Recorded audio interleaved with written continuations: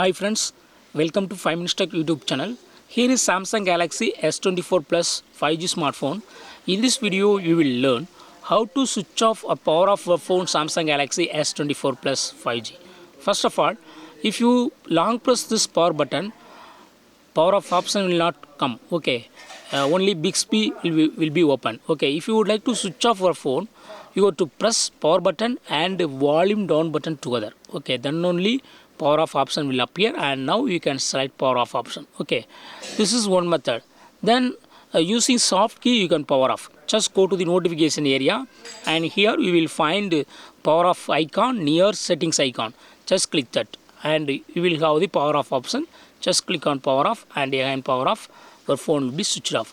So in this way you can easily switch off or power off your phone. Okay, with the power button alone you cannot switch off or power off. Okay, you got to use power button and volume down button together, or otherwise go to the notification area and select power off button. Okay, in this way you can easily switch off or power off your phone Samsung Galaxy S24 Plus 5G. That's all friends.